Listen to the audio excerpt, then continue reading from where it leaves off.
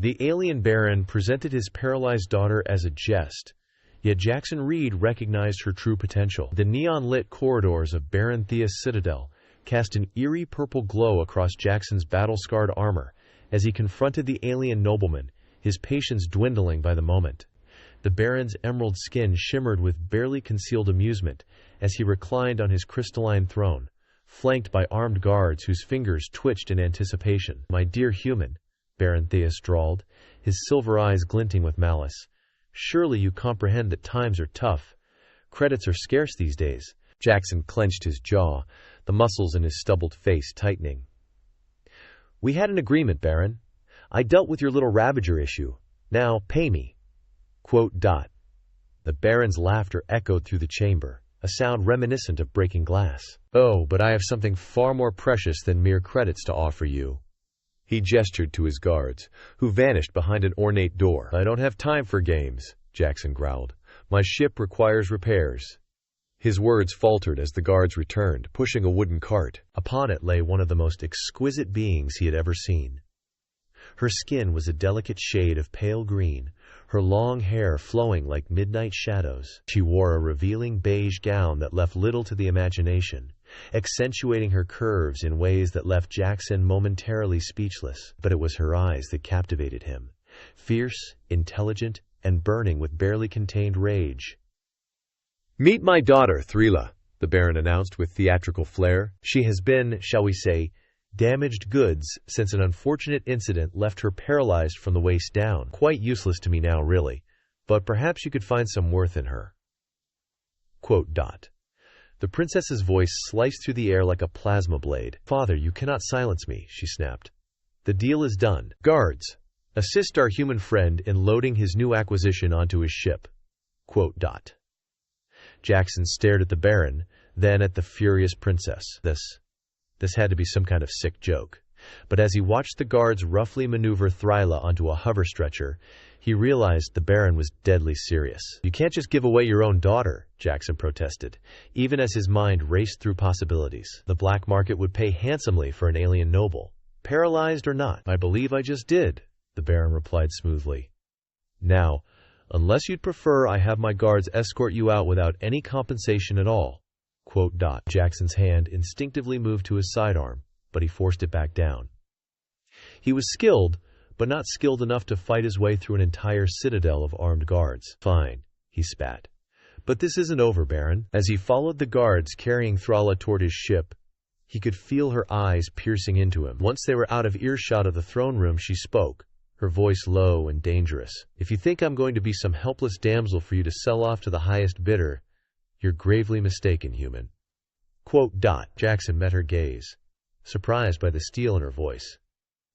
"Lady, right now I'm just trying to figure out how to get off this rock without getting shot. We can discuss your future market value later." Something flickered in her eyes. Was that amusement? Before he could analyze it further, they reached his ship, the Stellar Vagrant. As the guards unceremoniously transferred Thrila to his cargo hold, Jackson couldn't shake the feeling that his life had just become exponentially more complicated. The Stellar Vagrant's engines hummed to life as Jackson piloted the ship away from the desolate citadel. In the cargo hold behind him, now converted into a makeshift living space, Princess Thrila sat propped against the wall, her elegant gown pooling around her like liquid starlight. "You're making a mistake if you think you can sell me," she said, breaking the tense silence. Her voice carried an aristocratic lilt that somehow made her threat sound even more menacing. "The black market traders you're considering? They're all in my father's pocket." Jackson kept his eyes on the controls, but his jaw tightened. "Reading minds now, princess?" "Please," she scoffed. "I've seen that calculating look before, but I have something far more valuable to offer than whatever price you think I'll fetch." "Let me guess. Your eternal gratitude?" He couldn't suppress the sarcasm in his voice. "Information." The word hung in the air between them. "About my father's illegal weapons trading, his deals with the Ravagers you just fought. Everything." Jackson finally turned to face her, studying her carefully. The ship's ambient lighting caught the subtle shimmer in her pale green skin, and for a moment he found himself distracted by the way her chest rose and fell with each breath. the corset of her gown doing little to conceal her. "Why would you betray your own father?" he asked. Thryla's laugh was bitter. "That man stopped being my father the day he decided a paralyzed daughter was worthless to his legacy. He's been trying to get rid of me for months. First through marriage arrangements with decrepit old nobles, then through increasingly tragic accidents. This was just his latest attempt. Quote, dot. And I'm supposed to trust you? Quote. Jackson moved closer, his boots echoing on the metal floor. For all I know, this is some elaborate trap. Quote, dot. You don't have much choice, she replied, a hint of smugness creeping into her voice. Your ship's reactor is failing. I could hear the irregularity in the engine harmonics. You need credits for repairs, and my information could net you enough to buy 3 new ships. Quote, dot. Jackson cursed under his breath. She was right about the reactor.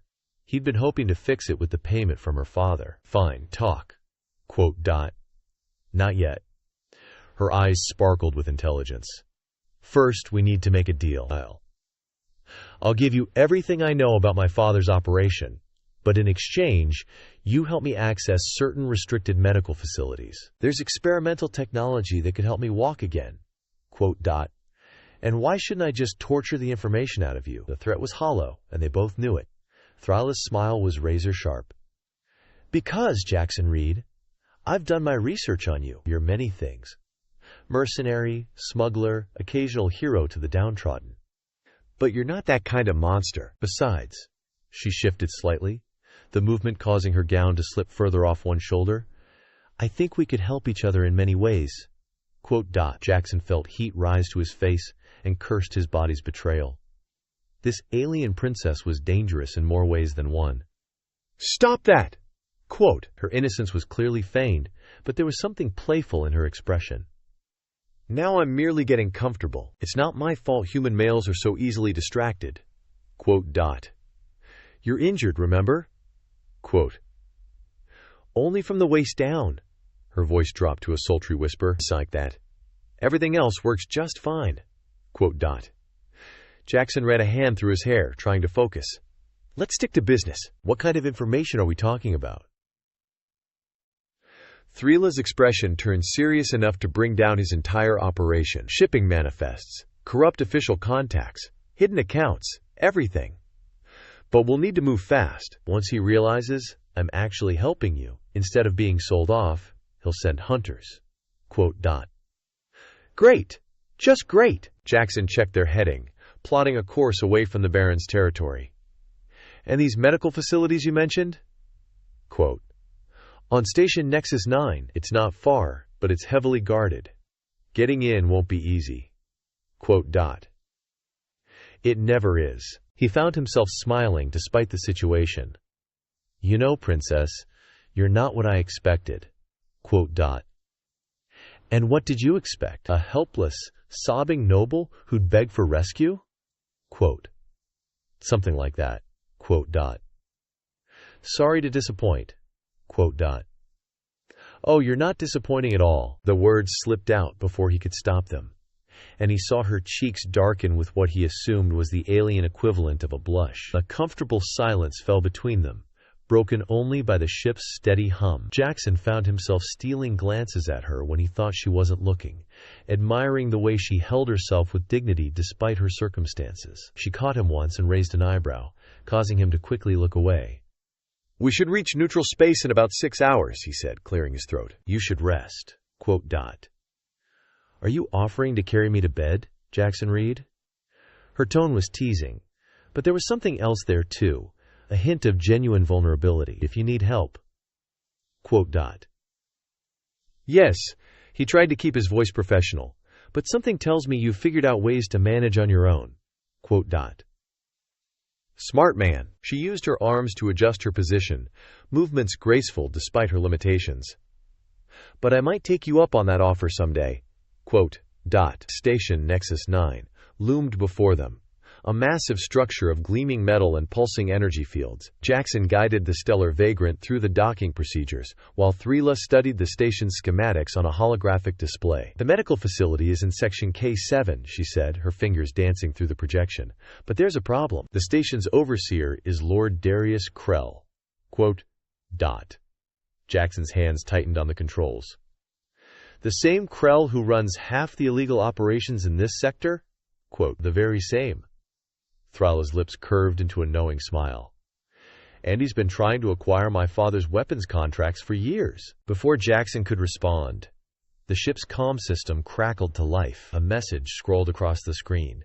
An invitation to meet with Lord Krennel himself, along with an offer that made Jackson's eyes widen. 5 million credits? He whispered. Just to hand you over to him? Mm-hmm. Uh-huh. Thrala's voice was carefully neutral. And are you tempted, Jackson Reed?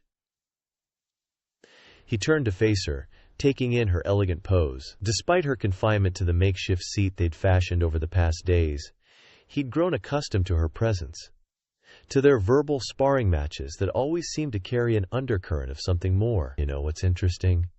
He said, ignoring her question. Krell's offering exactly what your father's weapons contracts are worth, almost like he knows what information you're carrying. Very observant. She adjusted her gown, the movement deliberately drawing his eye.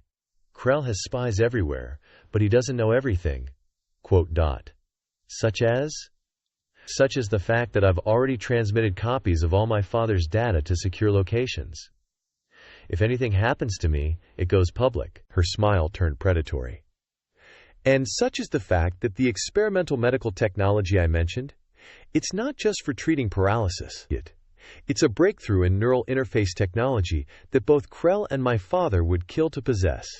Quote, dot. Jackson ran a hand through his hair, a gesture Thrala had come to recognize as a sign of frustration. You couldn't have mentioned this earlier? Quote, would you have believed me? She reached out, catching his hand as he passed near her. Her skin was cool against his, sending an unexpected shiver through him. Besides, I needed to be sure. Quote, dot. Sure of what? Quote, that you're the kind of man I thought you were. Her thumb traced patterns on his palm, the kind who sees beyond the surface, beyond a paralyzed alien princess who's supposedly nothing but a burden. Jackson found himself stepping closer, drawn by something in her eyes. And what kind of man is that? The kind who's about to help me steal revolutionary medical technology from under the nose of one of the sector's most dangerous crime lords. Her smile was both challenging and inviting. Unless you'd prefer those 5 million credits? He laughed, surprising them both. You know, princess, I'm starting to think your father was an even bigger fool than I initially thought. Quote, dot. Oh? Her eyebrow arched elegantly. He saw you as damaged goods, a burden to be discarded. Jackson leaned down, his face close to hers. But I'm seeing potential. A mind sharp enough to outmaneuver both your father and Krell, the courage to risk everything for a chance at mobility, and... Her breath hitched slightly. Someone who makes me forget she's supposed to be a burden. Quote, dot. Every time she opened her mouth to challenge him, a deep emerald blush spread across her cheeks, but her eyes sparkled with mischief. Only when I open my mouth. Don't start, he warned, but couldn't help smiling. We need to focus. How do you propose we get into this medical facility? Thrala activated another holographic display, this one showing the station's security patterns. Krell's invitation is actually perfect. A catch. They'll be expecting you to either reject it or try to negotiate. Instead, you'll accept while I use the maintenance tunnels to access K7. There's a service elevator that's perfect for someone who's good with their upper body strength. She demonstrated by easily lifting herself with just her arms. I'll need you to create a distraction when I reach the lab. Quote, dot. Jackson watched her movements, admiring both her physical capability and her strategic thinking. And what happens when Krell realizes we've played him? Quote, by then, we'll either have succeeded or be dead. She shrugged, the movement causing her gown to slip slightly. But I don't think we'll fail. Quote, dot. Such confidence in myself. Quote, dot. Always in you. Her eyes met his, suddenly serious. More than I expected to have in anyone. Quote, dot. The moment stretched between them, heavy with unspoken possibilities. Finally, Jackson cleared his throat. We'll need supplies, and you'll need something less conspicuous to wear. Are you saying my royal attire isn't suitable for crawling through maintenance tunnels? She affected an exaggerated pout. And here I thought you enjoyed the view. Princess Thrala, she corrected softly. After all we've been through, I think you've earned the right to use my name. Thrala. He tested the name, liking how it felt. We should prepare. Krell's not known for his patience. No, she agreed, her expression turning thoughtful. But then, neither am I. Especially not when I'm this close to walking again, to being able to. She trailed off, her meaning clear in the way her eyes traveled over him. Jackson swallowed hard and forced himself to focus on the mission plans. But part of him couldn't help wondering what it would be like to see her walk, to watch her move with the same grace she showed even while confined to sitting, to dance with her perhaps. The stolen medical technology hummed softly in the Stellar Vagrant's makeshift medical bay, its neural interface glowing with a soft blue light as it integrated with Thrala's nervous system. Jackson watched the diagnostic screens, his expression a mixture of concern and fascination. How does it feel? He asked, noting the flush spreading across her pale green skin. Strange, Thrala breathed, her fingers gripping the examination table's edges. It's like every nerve ending is awakening at once. I can feel my legs again, but there's something else. She trailed off, her eyes meeting his with an intensity that made his breath catch. The neural enhancement seems to be affecting more than just your motor functions, Jackson observed, studying the readings. Your entire sensory system is being amplified. You have no idea, she whispered, reaching for his hand. The moment their skin made contact, she gasped. Jackson! I need. Dr. Ben's notes mentioned potential side effects. He interrupted, trying to maintain professional distance despite the electricity that seemed to spark between them. But this level of neural stimulation wasn't documented. Perhaps, Thrala said, her voice husky. He never tested it on someone of my species. Or perhaps, she pulled herself up with remarkable strength, the medical gown clinging to her now fevered skin. Perhaps he never tested it on someone who already had such strong feelings for their caretaker. Jackson swallowed hard. Thrala, you're not thinking clearly. The neural enhancement is affecting your judgment. No, she cut him off, her grip on his hand tightening. It's not affecting my judgment. It's just intensifying everything I already felt, making it impossible to hide behind clever words and subtle glances anymore. The ship's environmental controls seemed to be malfunctioning because the temperature in the medical bay felt about 20 degrees higher than normal. Jackson tried to focus on the medical readings, but Thrala's presence demanded his attention. We need to monitor the integration process, he managed. Make sure there aren't any dangerous complications. The only dangerous complication, Thrala said, pulling herself closer to him with her enhanced strength, is that if you don't kiss me soon, I might actually combust. That's the neural enhancement talking, is it? She raised an eyebrow. Then why is your heart rate elevated? Why are your pupils dilated? The enhancement might be amplifying my needs, Jackson, but it didn't create them. He ran a hand through his hair, a gesture she now recognized as both frustration and attraction. This isn't how I wanted this to happen. How did you want it to happen? After a proper courtship? Some noble ceremony? In case you've forgotten, I was literally given to you as a joke. Don't remind me, he growled. Why not? It's rather poetic, isn't it? My father thought he was punishing both of us. Instead, he gave me exactly what I needed. Someone who saw my potential instead of my limitations. Someone who helped me become whole again. You were never broken, Jackson said fiercely. Paralyzed or not, you were always the most capable person I've ever met. And now, she gestured to her legs, which were beginning to respond to her commands. Now that I can feel everything move, everything. Her voice dropped to a whisper. Now that every nerve ending in my body is screaming for your touch. Jackson groaned. You're going to be the death of me, princess. On the contrary, she purred. I think I'm going to be the life of you. Now, are you going to keep pretending this isn't exactly what we both want, or? He kissed her. The neural enhancement made every sensation explosive. Thrala's enhanced nervous system transmitted every touch, every breath, every heartbeat with crystal clarity. Jackson could feel the rough stubble on his jaw, the heat of his skin, the way his pulse raced to match hers. When they finally broke apart, both breathing heavily, Thrala's eyes glowed with an inner light, a side effect of the neural enhancement responding to her elevated emotional state. "Well," she said, her voice shaky but amused. "I suppose that's one way to test the system's response to stimulation." "We should really run more diagnostic tests," Jackson said, not sounding very convinced himself. "Oh, I plan to run extensive tests," Thrala assured him, her enhanced strength allowing her to pull him closer again. "Very thorough, very detailed tests. For science, of course." "Of course," he agreed, unable to help smiling. "But first we need to make sure the enhancement is properly integrated." Bercy, "I won't risk your health, no matter how persuasive you're being." Of him. "Fine," she sighed dramatically. "But you should know that according to these readings, physical contact with you appears to be stabilizing the neural patterns almost as if..." "As if what?" "As if we were meant to be compatible." She touched his face gently, as if my father's cruel joke was actually the universe's way of bringing together two pieces of a puzzle. "That's a rather romantic way of looking at it." "I'm a princess," she reminded him. "Romance is in my blood, along with, apparently, an overwhelming attraction to stubborn human mercenaries who treat me like a person instead of a burden."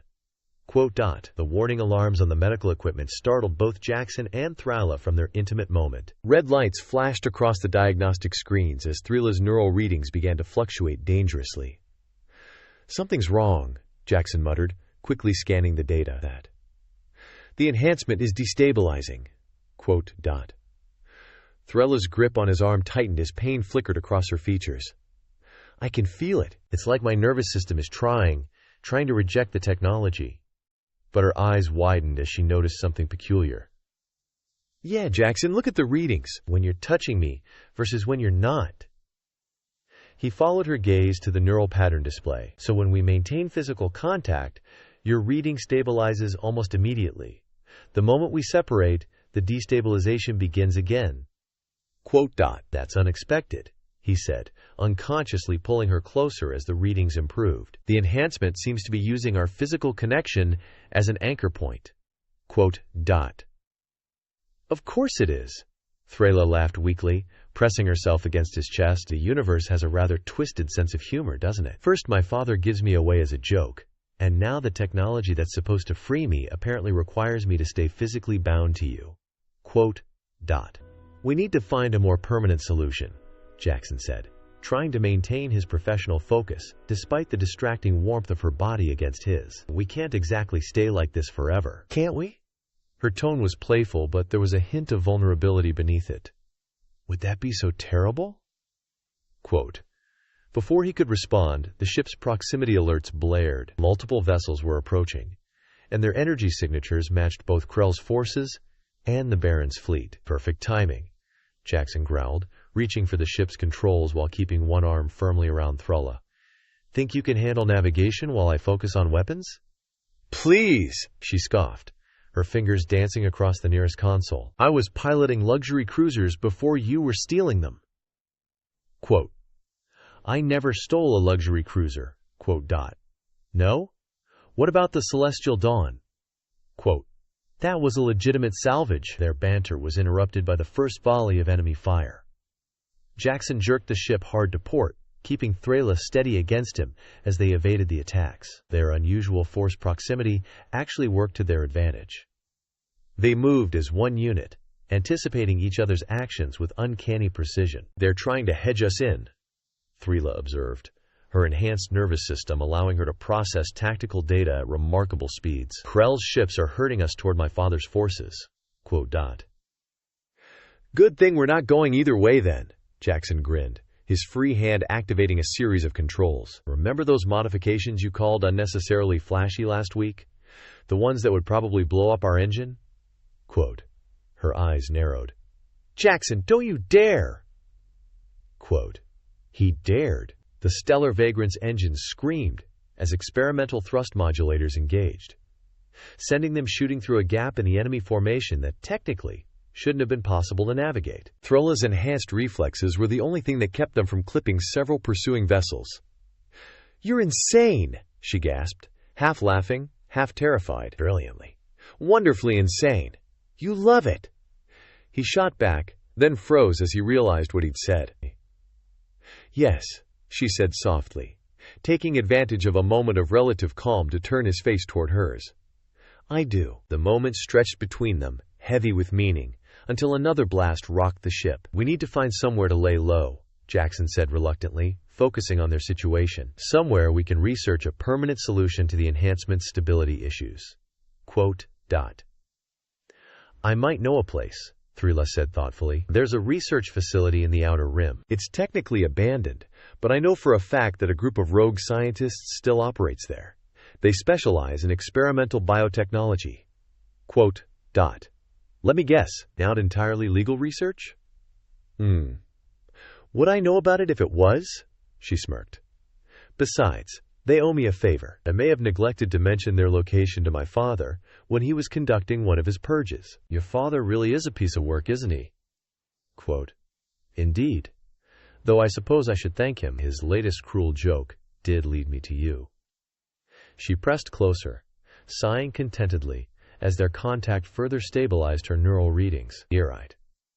Even if we do need to figure out a way to make this connection permanent without requiring constant physical contact. About that, Jackson said, his voice rough. Even if we find a way to stabilize the enhancement without this, would you want to stay with me? She finished his thought, her enhanced nervous system picking up his elevated heart rate. Are you trying to ask if I want to make this arrangement permanent in a more official capacity? Maybe. He managed to sound both confident and uncertain, a combination Thrila found endlessly charming. I mean, we work well together, and there's obviously attraction. And you're the only person who's ever seen me as more than just a burden or a bargaining chip. The only one who saw my potential, who helped me realize it. Quote, dot. Even if we find a way to stabilize this enhancement without constant contact, I'm not going anywhere. Quote, dot. Another blast rocked the ship, reminding them of their pursuit. First things first, though, Jackson said, plotting a course for the Outer Rim. We need to lose our admirers and find those scientists of yours. Our admirers can certainly try to follow, Thrila said confidently, her hands moving in perfect sync with his across the controls. But they don't stand a chance against us together. Quote, dot. The rogue scientist facility was a maze of abandoned corridors and repurposed laboratories hidden within an asteroid at the edge of known space. Dr. Elena Reed, the lead researcher, studied the holographic display of Thrila's neural patterns with growing fascination. This is unprecedented, she murmured, adjusting her thick-rimmed glasses. The enhancement isn't just stable, it's evolving. And these hormone levels? She glanced at Thrila, who was practically sitting in Jackson's lap at the examination table. Congratulations are in order, I believe. Jackson froze. What? Thrila's hand tightened on his arm, her enhanced nervous system practically humming with excitement. I'm pregnant! Thrila. Indeed. Drive! Reed's smile was genuine. And it appears the pregnancy is actually helping to stabilize the neural enhancement. The fetus is acting as a natural bridge between your modified nervous system and Jackson's human biology. Quote, dot. That's possible? Jackson asked, his mind reeling. Apparently it's more than possible, Dr. Reed replied. It's exactly what your body needed. The enhancement was seeking stability through physical contact, but the pregnancy provides a permanent biological connection that satisfies those requirements. Quote, dot. Thrila shifted in Jackson's embrace, her skin practically glowing with a combination of joy and intensified desire. That explains the increased need for contact. Dr. Reed nodded professionally. The pregnancy is amplifying the enhancement's effects on your hormone levels. You'll need regular, intimate contact with Jackson to maintain optimal stability. Think of it as prescribed therapy. Doctor's orders. Thrila's voice was innocent, but her eyes sparkled with mischief as she felt Jackson's heart rate spike. Precisely. Dr. Reed began gathering data tablets. I'll need to run more tests, but first. The facility's security alarm suddenly blared to life. They found us, Jackson growled, already moving toward the door, with Thrila seamlessly matching his movements. Their forced proximity had made them extraordinarily coordinated. Take the emergency exit, Dr. Reed ordered, activating security protocols. I'll wipe the data. They can't know about the baby. A successful human-alien hybrid with enhanced neural capabilities would be too tempting a research subject for either Krell or the Baron. Thryla's face hardened at the mention of her father. He wanted to be rid of me as a burden. Now I carry the future of two species within me. Ironic, isn't it? Quote. Jackson guided them through the corridor, one arm around Thryla while the other held his weapon ready. Quote. His cruel joke led to something revolutionary. Quote, dot. Speaking of revolution, Thryla said as they reached the hangar, I have an idea. Quote, dot.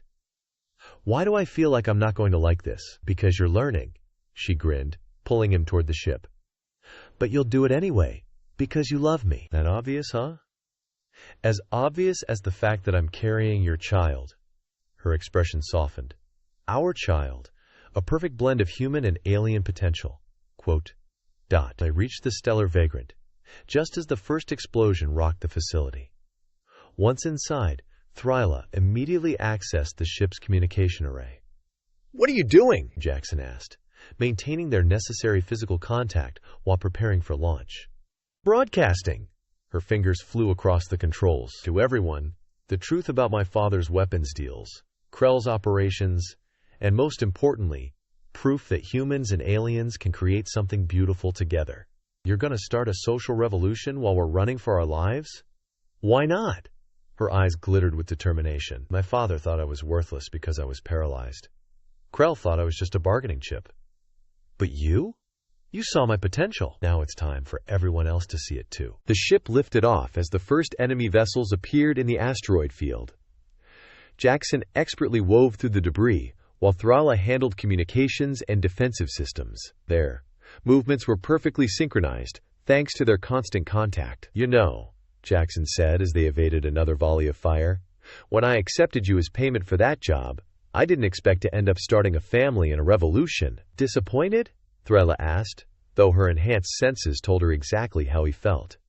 Thrilled, he corrected, pulling her closer as they made the jump to space. Though, we should probably discuss wedding plans at some point. I mean, if you want. Quote, dot. Jackson Reed, she interrupted, turning to face him with an amused expression. I'm carrying your child. I literally can't function properly without your touch, and I'm about to overthrow my father's corrupt regime with you. I think we're a bit past traditional courtship. Oui? Is that a yes? That's a... You're stuck with me forever, you wonderful human who saw past my limitations and gave me everything I never knew I needed. Quote, dot. I can live with that, he smiled. Then tensed as another alarm sounded. But first we need to deal with the fleet of ships following us. Thryla finished, already adjusting their shields. Please! They don't stand a chance against us now. We're not just fighting for ourselves anymore. Sure. Her hand rested briefly on her stomach before returning to the controls. We're fighting for the future. A future where no one is seen as a burden. Where potential isn't limited by prejudice or disability. A future our child can be proud of. Jackson agreed. And together they turned to face whatever challenges lay ahead. Their bonds stronger than ever. The stellar vagrant's communication array buzzed constantly with incoming messages. Thryla's broadcast had struck a chord across the sector, drawing responses from others who had faced similar discrimination and those inspired by their story. Another resistance cell just made contact, Thryla announced from her position in Jackson's lap, her fingers dancing across the holographic interface. Former military, discharged for various defects, and they want to help. Jackson nuzzled her neck, partly out of affection and partly because their constant need for contact had made such intimacy as natural as breathing. Your father's going to regret throwing away so many capable people. Quote, dot. He already does, she purred, leaning back against him as waves of pleasure rippled through her enhanced nervous system. Our latest intelligence suggests. She gasped suddenly, her body tensing. Thryla! Jackson's concern turned to amazement as the ship's sensors began registering unprecedented energy readings emanating from her body. The neural enhancement, amplified by her pregnancy hormones, had begun manifesting in unexpected ways. The holographic displays around them responded to her thoughts, data streaming faster than should have been possible. Her pale green skin glowed with an inner light, and her eyes blazed with newfound power. I can feel everything, she whispered. The ship's systems. The surrounding space. Jackson, I think I can sense the pursuing fleet's movements before they make them. He held her tighter, providing the physical anchor she needed as her powers expanded. The pregnancy must be accelerating the enhancement's development. Spin. Dr. Reed's data suggested it might happen, but not this fast. It's not just the enhancement anymore. Code. More! Thrila guided his hand to her slightly swollen abdomen. Our child. I could feel their consciousness merging with the technology, creating something entirely new. The perfect bridge between human adaptability and alien potential. A warning alarm blared. Baron Thenok's flagship had just emerged from hyperspace, leading a fleet of warships. Quote, "Perfect timing for a test run," Jackson said. But Thrila was already moving. Through their constant physical connection, he could feel echoes of her new abilities, the way she perceived space itself as a malleable medium, how she could predict trajectory and intention through some impossible combination of enhanced neural processing and maternal instinct. The stellar vagrant moved like a living thing under her control, effortlessly evading the first volley of fire. But instead of running, Thrala did something unexpected. She reached out with her new abilities, touching the enemy ship's systems. "What are you doing?" Jackson asked, fascinated. Showing them what they need to see." Her voice had taken on an ethereal quality. "The truth about what happens when you underestimate those you consider broken." The enemy fleet's weapons powered down as their crews watched the data streaming to their screens. Proof of Baron Thenok's crimes, evidence of his betrayal of his own people, and most importantly, medical scans showing the miraculous development of Thrila and Jackson's child. "They're standing down," Jackson observed, amazed. "All except your father's flagship, of course." Thrila smiled, though there was steel in her voice. "He's too proud to admit he was wrong about me, about humans, about everything." The Baron's voice crackled over the comm system. "You dare turn my own fleet against me? You're nothing but a... I should have disposed of you years ago." "No, father," Thrila responded, her enhanced abilities carrying her words directly into every ship's communication system. "I'm what happens when someone sees potential instead of weakness, when love triumphs over cruelty, when a joke becomes a miracle." She turned to Jackson, her eyes glowing with power and desire. "I need you," she whispered. "The baby, the enhancement, and everything is stronger when we're completely connected." He understood immediately, pulling her into a passionate kiss that sent waves of energy cascading through the ship's systems. Their bond, physical and emotional, amplified her abilities to new heights. Through their connection, they shared the experience of what happened next. Thrila reached out with her enhanced consciousness, supported by Jackson's unwavering presence, and simply shut down her father's ship. Every system, every weapon, every engine, all disabled with a thought. "Impossible!" The Baron's voice was barely a whisper. "No," Fla corrected him. "Potential. The very thing you never saw in me. The thing Jackson recognized from the start." The Allied ships they'd contacted over the past weeks began emerging from hyperspace, surrounding the disabled flagship.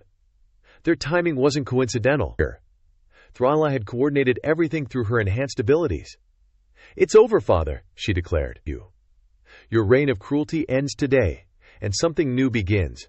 A future where no one is discarded, where differences are celebrated, where jokes become destiny." Jackson held her close, marveling at how the woman he'd once considered a burden had become the most powerful force for change the sector had ever seen. "I love you," he murmured against her skin, feeling the energy of their bond surge in response. "I know," she replied with a smile that managed to be both triumphant and seductive. "Now take me to our quarters.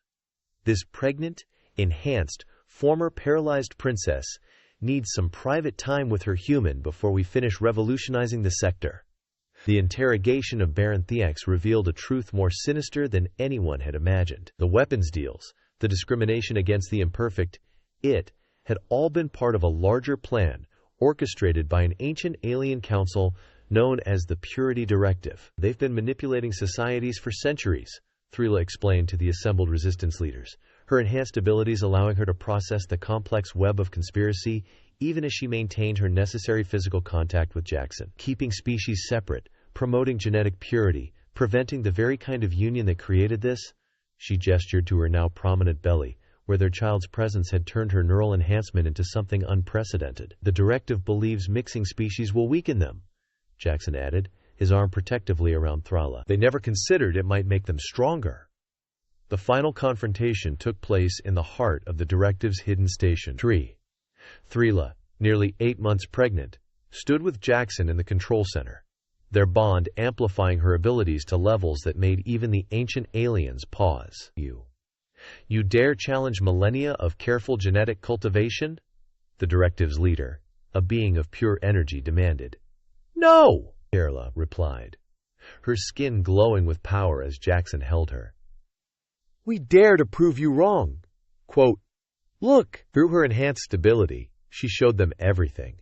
Not just data, but experience. The moment Jackson first saw her potential instead of her paralysis, the way their love had transformed a cruel joke into a miracle.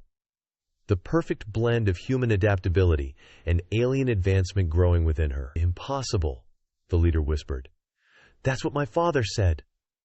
Thrala smiled before they showed him a better way. The battle that followed wasn't fought with weapons, but with truth. Thrala and Jackson, their bond stronger than ever, used their connection to broadcast reality across the galaxy. Centuries of manipulation exposed, the beauty of diversity revealed, the power of seeing potential where others saw only limitations. The directive's power crumbled not through violence, but through understanding. Species that had been kept apart for generations began reaching out to each other. Those who had been branded as imperfect found their unique traits celebrated rather than shunned. 1 month later, in the newly established Unity Medical Center that had once been in Baron Thea's citadel, Thrala went into labor. The enhancement is going crazy, she gasped, clinging to Jackson as waves of sensation overwhelmed her enhanced nervous system. I can feel everything. Focus on me, he murmured, their years of constant physical contact making their connection deeper than ever.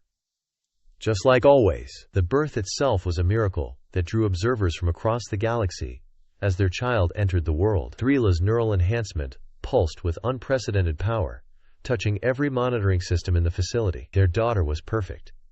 Pale green skin like her mother, her father's dark hair, and eyes that seemed to hold the wisdom of both species. The moment she was placed in Thrala's arms, with Jackson holding them both, every piece of technology in the room responded to her presence. She's beautiful, Jackson whispered, watching their daughter, already beginning to show signs of both enhanced neural capabilities and human adaptability. She's hope, Thrala corrected, her own powers harmonizing with their child's. Living proof that the greatest potential comes from embracing differences instead of fearing them, quote Baron Thea's. Now reformed and working to undo the damage he'd caused, was permitted to meet his granddaughter. The moment he saw her, his previous prejudices crumbled completely. I was such a fool, he admitted, watching the child already beginning to manipulate nearby systems with a thought. I gave away my greatest treasure as a joke, never seeing the potential for something extraordinary. That's the past, Thrala said firmly, leaning into Jackson's embrace as their daughter demonstrated abilities neither species had ever shown before. The future is about seeing potential everywhere, in everyone. As if understanding, their daughter reached out with both her tiny hand and her developing abilities, touching her grandfather's heart in more ways than one. The story of the paralyzed princess and the human who saw her potential became legend, taught in schools across the galaxy. As the moment everything changed, species began intermingling freely, celebrating their differences rather than fearing them. The neural enhancement technology, refined through the understanding of Thrala's pregnancy, had helped countless others overcome their limitations. But perhaps the greatest legacy was the simplest. The truth that love sees potential where others see problems, and that sometimes the cruelest human and alien abilities. I never did get paid for that original job. Thrala laughed, pulling him down for a kiss that sent pleasant shockwaves through both their enhanced nervous systems. Oh my love, you got something far better. Everything, he corrected, holding his family close. I got everything. Quote dot.